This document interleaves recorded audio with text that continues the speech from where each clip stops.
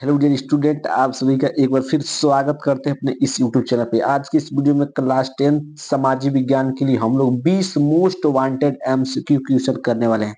ये जो भी क्वेश्चन है बाबू, ये 2024 और 2023 में बार बार रिपीट हुए क्वेश्चन है। आप 2024 का और 2023 का सभी पेपर उठाकर देख लीजिए। कम से कम क्वेश्चन 3 से 4 बार पूछे गए हैं। तो आप बस इन 20 एमसीक्यू क्वेश्चन को तैयार कर लेते हैं तो यहाँ से कम आपका 10 नंबर पक्का हो जाएगा। 100% है। मैं 20 का गारंटी नहीं ले रहा हूँ, लेकिन आपको वादा करता हूँ कि बाबू इसमें से कम 10 क्वेश्चन आपको बोर्ड एग्जाम में देखने को जरूर मिलेगा। ठीक है, तो चलिए वीडियो को स्टार्ट करते हैं बिना किसी देरी किए हुए।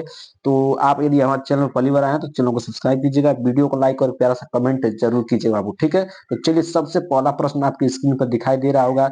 सबसे पहला प्रश्न है, वेरी वेरी मोस्ट वांटेड वाला प्रश्न है कि निम्नलिखित नेताओं में से किसने एक गुप्त संगठन यंग इटली बनाया। गुप्त संगठन यंग इटली बनाया।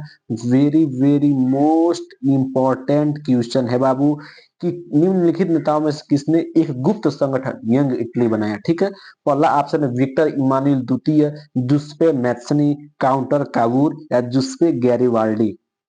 ठीक है, तो किसने इसमें से एक गुप्त संगठन यंग इटली बनाया? तो उसका राइट आंसर हो जाएगा ऑप्शन नंबर बी, जुस्पे मैत्सनी ने एक यंग इटली बनाया था। ठीक है, तो चलिए पहला आंसर आपका कंफर्म हो गया होगा। सभी प्रश्नों का स्क्रीनशॉट लेते चलेगा और अपने कॉपी पर लिखते चलेगा। ठीक है, वेरी वेरी मोस्ट इंपोर्टेंट विश्व बायोलॉजी प्रश्न होने वाला है। ठीक है, आपका दूसरा प्रश्न है कि निम्नलिखित में से किसे 1871 में जर्मनी का प्रथम सम्राट घोषित किया गया? वेरी वेरी मोस्ट इंपॉर्टेंट ये भी क्वेश्चन है कि निम्नलिखित में से किसे 1871 में, कब 1871 में जर्मनी का प्रथम सम्राट घोषित किया गया?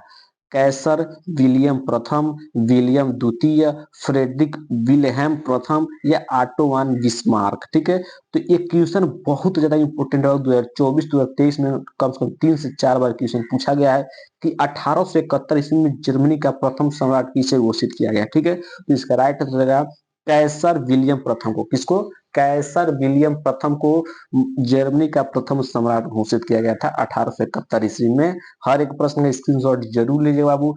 वेरी वेरी मोस्ट इंपोर्टेंट सभी क्वेश्चन होने वाला है। ठीक है, अब हम लोग बढ़ते हैं अगले प्रश्न पर। अगला प्रश्न 1789 में फ्रांस में किस प्रकार का शासन था? Very very most important question है। इस 1789 में फ्रांस में किस प्रकार का शासन था? सीमित राजतंत्र, असीमित राजतंत्र, कुलीन तंत्र या लोकतंत्र। ठीक है, तो जो आपका 1789 ईस्वी था बाबू, उसमें जो फ्रांस में जो शासन था वो कैसा शासन था बाबू? तो इसका राइट आंसर क्या होगा? ऑप्शन नंबर बी, असीमित राजतंत्र था। कौन राजतंत्र था? असीमित राजतंत्र था। तो ऑप्शन नंबर बी बिल्कुल क्या है आपका करेक्ट आंसर हो जाएगा। ठीक है, अब हम लोग बढ़ते हैं इसके अगले प्रश्न पर। अगला प्रश्न क्या है कि ब्रिटेन में कार्न कानून समाप्त करने का क्या कारण था? जो आपका ब्रिटेन में कार्न कानून था उसको समाप्त करने का क्या कारण था बाबू? जनसंख्या में वृद्धि, कृषि उत्पादों में अधिकता, कार्न आयात पर नियंत्रण या उद्योगपतियों एवं शहरी लोगों का विरोध। ठीक है, तो इसका राइट आंसर क्या है कि जो आपका कार्न कानून था जो ब्रिटेन में, इसका समाप्त करने का जो प्रमुख कारण था वो था उद्योगपतियों एवं शहरी लोगों का विरोध। ठीक है, ऑप्शन नंबर डी क्या हो जाएगा? बिल्कुल करेक्ट आंसर हो जाएगा बाबू। एक एक प्रश्न का स्क्रीनशॉट लेते चलिएगा। ठीक है, अब हम लोग बढ़ते हैं अगले प्रश्न पर। अगला प्रश्न क्या है? अगला प्रश्न है कि 1984 में ब्रिटेन वुड्स सम्मेलन कहाँ आयोजित किया गया था? Very very very very most important ये वाला प्रश्न है। मोस्ट इंपॉर्टेंट ये वाला प्रश्न होने वाला है आपके एग्जाम में 2025 के लिए कि 1944 में ब्रिटेन वुड्स सम्मेलन कहाँ आयोजित किया गया था?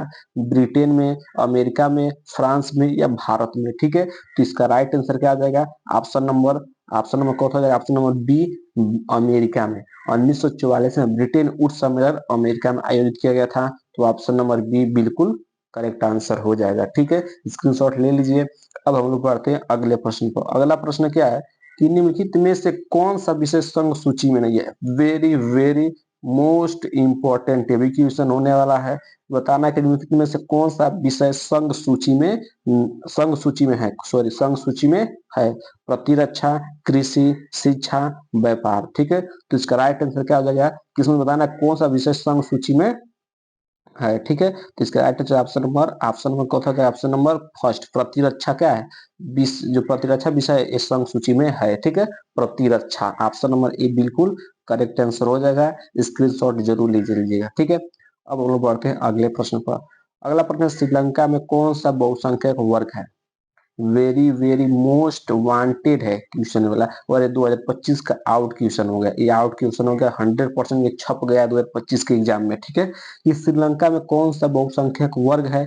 तमिल है, ईसाई है, सिंहली है, या मुस्लिम है, ठीक है। इस क्वेश्चन को मैंने बार बार कराया बाबू कि जो आपका श्रीलंका है इसमें कौन सा बहुसंख्यक वर्ग है? तो ऑप्शन नंबर सी, सिंहली, ठीक है। सिंहली इसका क्या आ जाएगा? राइट आंसर हो जाएगा। ऑप्शन नंबर सी क्या आ जाएगा? बिल्कुल करेक्ट आंसर हो जाएगा, ठीक है। अब हम लोग बढ़ते हैं अगले प्रश्न पर। अगला प्रश्न क्या है? कि निम्नलिखित देशों में कहाँ संघात्मक शासन नहीं है? आपको बताना है निम्नलिखित में से कहाँ संघात्मक शासन नहीं है। वेरी वेरी मोस्ट इंपोर्टेंट प्रश्न है कि भारत में, बेल्जियम में, संयुक्त राज्य अमेरिका या श्रीलंका में, ठीक है। तो इसका राइट आंसर क्या जाकर बताना है कहाँ पर संघात्मक शासन नहीं है? तो ऑप्शन नंबर डी, श्रीलंका में संघात्मक शासन नहीं है। तो ऑप्शन नंबर डी क्या है? बिल्कुल करेक्ट आंसर हो जाएगा, ठीक है। स्क्रीनशॉट लेना मत भूलिएगा, ठीक है। अब हम बढ़ते हैं अगले प्रश्न पर। अगला प्रश्न क्या है? कि महात्मा गांधी का विचार था, जो आपके महात्मा गांधी थे इनका क्या विचार था? कि धर्म को भी राजनीति से अलग नहीं किया जा सकता, धर्म का राजनीति से कोई संबंध नहीं है, धर्म और राजनीति अलग अलग है, या इनमें से कोई नहीं, ठीक है। तो इसका राइट आंसर क्या है बाबू? कि जो महात्मा गांधी का विचार था, उन्होंने कहा था कि धर्म को भी राजनीति से अलग नहीं किया जा सकता है, धर्म को भी राजनीति से अलग नहीं किया जा सकता है। तो ऑप्शन नंबर फर्स्ट क्या है? ऑप्शन नंबर फर्स्ट क्या है? बिल्कुल करेक्ट आंसर है इसका ए का, ठीक है। ये क्या है? बिल्कुल करेक्ट आंसर हो जाएगा, ठीक है। अब हम लोग बढ़ते हैं इसके अगले प्रश्न पर। अगला प्रश्न क्या है? कि निम्नलिखित में से कौन सा लोकतंत्र से संबंधित नहीं है? आपको बताना है कि इसमें से कौन ऐसा है जो लोकतंत्र से संबंधित नहीं है। पारदर्शी शासन, सॉरी, लोकतंत्र से संबंधित है, ठीक है। पारदर्शी शासन, वैध शासन, उत्तरदायी शासन, या इनमें से सभी, ठीक है। तो बताना है इनमें से कौन सा लोकतंत्र से संबंधित है। तो इसका राइट आंसर क्या हो जाएगा? पारदर्शी शासन भी है, वैध शासन भी है, उत्तरदायी शासन है। तो इसका राइट ऑप्शन नंबर डी क्या आ जाएगा? बिल्कुल करेक्ट हो जाएगा। ऑप्शन नंबर डी क्या आ जाएगा इसका? बिल्कुल राइट आंसर हो जाएगा डी, ठीक है। ये तीनों लोकतंत्र से संबंधित है, ठीक है। अब हम लोग बढ़ते हैं अगले प्रश्न पर। अगला प्रश्न क्या है? निम्नलिखित में से किस राज्य में सीढ़ीदार, very very most important, very very most important, इसको मैं टिक लगवा दे रहा हूं। और 2025 का आउट क्वेश्चन हो गया, ठीक है। 2025 का आउट क्वेश्चन हो गया, तो इसको जरूर से जरूर स्क्रीनशॉट ले लीजिएगा, ठीक है। निम्नलिखित में से किसमें सीढ़ीदार, मतलब इसको सोपानी भी कहा जाता है, सोपानी खेती की जाती है। निम्नलिखित में से किस राज्य में सीढ़ीदार खेती की जाती है? हरियाणा में, पंजाब में, उत्तराखंड में, या उत्तर प्रदेश के मैदान में, ठीक है। तो इसका राइट आंसर क्या है बाबू? कि आपका right answer option number C, Uttarakhand में सीढ़ीदार खेती की जाती है। इस तरह से खेती की जाती है सीढ़ीदार, ठीक है। तो उत्तराखंड में क्या की जाती है? सीढ़ीदार खेती की जाती है। तो ऑप्शन नंबर सी क्या है? बिल्कुल करेक्ट आंसर। बिना किसी टाइम को वेस्ट किए हुए एक एक प्रश्न को स्क्रीनशॉट लीजिएगा और याद कर लीजिएगा, ठीक है। इंपॉर्टेंट प्रश्न है, महाजहर सवाल है सभी, ठीक है। चलिए अगला प्रश्न क्या है? निम्नलिखित में से कौन सी रबी फसल है? बताना है कि इसमें से कौन सी है जो रबी फसल है, ठीक है। रबी फसल है चावल, मोटे अनाज, चना, या कपास, ठीक है। तो इसका राइट आंसर क्या है बाबू? इसका राइट आंसर कौन सा रबी फसल है? तो रबी फसल क्या होता है? कमेंट बॉक्स में बताना है कि रबी फसल किस मंथ में बोई जाती है और किस मंथ में काटी जाती है, ठीक है। रबी फसल के बारे में आपको बताना है, ठीक है। तो चावल, मोटे अनाज, चना, कपास, इसका राइट आंसर क्या हो जाएगा? कि रबी फसल कौन है? चना। ऑप्शन नंबर सी क्या हो जाएगा? बिल्कुल करेक्ट आंसर हो जाएगा। चना क्या है? रबी फसल है, ठीक है। ऑप्शन नंबर सी बिल्कुल करेक्ट आंसर हो जाएगा। इंपॉर्टेंट प्रश्न में पढ़ा था आपको। एक जायद फसल के बाद तैयार करना है। किस फसल के बारे में? एक होता है जायद फसल, ठीक है। जायद फसल, एक होता है रबी फसल, ठीक है। इन दोनों के बारे में आपको याद रखना है, ठीक है। इनका उदाहरण याद रखना है। इससे एक नंबर का सवाल 100% के आपके एग्जाम में बन जाएगा, ठीक है। चलिए अगला प्रश्न क्या है? अगला प्रश्न, मोनोजाइट, मोनोजाइट रेत में निम्नलिखित में से कौन सा खनिज पाया जाता है? आपको बताना है कि मोनोजाइट रेत में निम्नलिखित में से कौन सा खनिज पाया जाता है? खनिज तेल, यूरेनियम, थोरियम, या कोयला, ठीक है। तो इसका राइट आंसर क्या आ जाएगा? कि जो आपका मोनोजाइट रेत है इसमें कौन सा खनिज पाया जाता है? तो इसमें खनिज पाया जाता है थोरियम। ऑप्शन नंबर सी क्या हो जाएगा? बिल्कुल करेक्ट आंसर हो जाएगा। और very very most important 2025 exam के लिए, और 2025 का आउट क्वेश्चन हो गया, ठीक है। 2025 का आउट क्वेश्चन हो गया, तो इसको आपको जरूर से जरूर तैयार कर लेना बाबू, ठीक है। कि मोनोजाइट रेत में थोरियम खनिज पाया जाता है। ठीक है, अगला प्रश्न क्या है, निम्नलिखित में से कौन सा उद्योग चूना पत्थर को कच्चे माल के रूप में प्रयुक्त करता है। आपको बताना है कि निम्नलिखित में से कौन ऐसा है जो चूना पत्थर को कच्चे माल के रूप में प्रयुक्त करता है। प्लास्टिक, मोटर गाड़ी, सीमेंट या एल्यूमिनियम। ठीक है, तो इसका राइट आंसर क्या हो जाएगा कि चूना पत्थर के कच्चे माल के रूप में प्रयुक्त करता है, तो वो हो जाएगा सीमेंट। ऑप्शन नंबर सी बिल्कुल करेक्ट आंसर हो जाएगा। और वेरी वेरी मोस्ट और सबसे सिंपल क्वेश्चन है कि निम्नलिखित में से कौन सा उद्योग चूना पत्थर को कच्चे माल के रूप में प्रयुक्त करता है, तो वह सीमेंट आपका। ठीक है, चलिए हम लोग अगला प्रश्न देख लेते हैं। अगला प्रश्न क्या है, अगला प्रश्न, निम्नलिखित पड़ोसी देशों में मानव विकास के लिहाज से किस देश की स्थिति भारत से बेहतर है 2017 के हिसाब से। ठीक है, तो आपको बताना है कि निम्नलिखित पड़ोसी देशों में, इस सवाल कौन है, पड़ोसी देश है, आप जानते ही हैं पड़ोसी देश है पाकिस्तान, पड़ोसी देश है बांग्लादेश भी है, श्रीलंका भी है, नेपाल में। इसमें से कौन ऐसा पड़ोसी देश है जिसमें मानव विकास के लिहाज से देश की स्थिति भारत से बेहतर है। पाकिस्तान, ये तो बिल्कुल नहीं हो सकता है, पाकिस्तान सबसे गलत बुझा है। बांग्लादेश, श्रीलंका या नेपाल। ठीक है, तो इसका राइट आंसर क्या हो जाएगा, इसका right answer option number C Sri Lanka. Sri Lanka क्या हो जाएगा, इसका राइट आंसर हो जाएगा, बिल्कुल करेक्ट आंसर हो जाएगा। इंपॉर्टेंट प्रश्न है, very very most important 15 number प्रश्न है। ठीक है, अब हम लोग बढ़ते हैं अगले प्रश्न पर। अगला प्रश्न क्या है, निम्नलिखित में से कौन सा खनिज धात्विक है।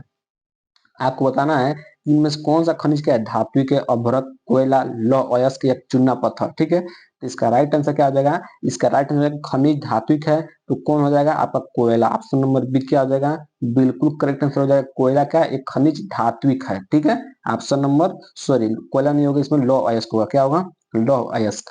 ऑप्शन नंबर सी क्या हो जाएगा, बिल्कुल करेक्ट आंसर हो जाएगा, लौह अयस्क क्या है, एक खनिज धात्विक है। ठीक है, तो ऑप्शन नंबर सी क्या हो जाएगा, बिल्कुल करेक्ट आंसर हो जाएगा। अब हम बढ़ते हैं अगला प्रश्न पर। अगला प्रश्न है, एक वस्तु का अधिकांशतः प्राकृतिक प्रक्रिया से उत्पादन या भरना है में सम्मिलित है, प्राथमिक क्षेत्र, द्वितीय क्षेत्र, तृतीय क्षेत्र या सूचना प्रौद्योगिकी क्षेत्र। ठीक है, तो इसका राइट आंसर हो जाएगा कि अधिकांशतः प्राकृतिक में उत्पादन में सम्मिलित है, तो इसका right answer option number A प्रारंभिक क्षेत्र। ऑप्शन नंबर एक क्या हो जाएगा, बिल्कुल करेक्ट आंसर हो जाएगा, प्रारंभिक क्षेत्र यहाँ पर भर देना है और एक नंबर आपको पा लेना है। ठीक है, अगला प्रश्न देखते हैं। अगला प्रश्न क्या है, अगला प्रश्न है एंथ्रासाइट। एंथ्रासाइट का संबंध निम्नलिखित में किस खनिज से है। एंथ्रासाइट का संबंध निम्नलिखित में से किस खनिज से है, लौह अयस्क, बॉक्साइट, कोयला या सोना। ठीक है, तो जो एंथ्रासाइट का संबंध किस खनिज से बाबू, कोयला से। किससे है, कोयला से। तो ऑप्शन नंबर सी क्या देगा, बिल्कुल करेक्ट हो जाएगा, कोयला। ठीक है, अब हम लोग बढ़ते हैं अगले प्रश्न पर। अगला प्रश्न क्या है, निम्नलिखित में से किस वर्ष बांग्लादेश ग्रामीण बैंक की स्थापना हुई थी। Very very very very most important एक प्रश्न होने वाला है 2025 का आउट क्वेश्चन में पहले बता दे रहा हूँ। ठीक है, कि निम्नलिखित में से किस वर्ष में बांग्लादेश ग्रामीण बैंक की स्थापना हुई थी, 1960 में, 1980 में, 1970 में या 1950 में। ठीक है, तो इसका राइट आंसर क्या जाएगा कि 1970 में बांग्लादेश में ग्रामीण बैंक की स्थापना हुई थी। 1970 में इंपोर्टेंट प्रश्न है, ऑप्शन नंबर सी क्या आ जाएगा, बिल्कुल करेक्ट हो जाएगा 1970। ठीक है, अब हम लोग बढ़ते हैं अगले प्रश्न पर। सार्वजनिक और निजी क्षेत्र का वर्गीकरण निम्नलिखित में से किस आधार पर निर्धारित किया जाता है।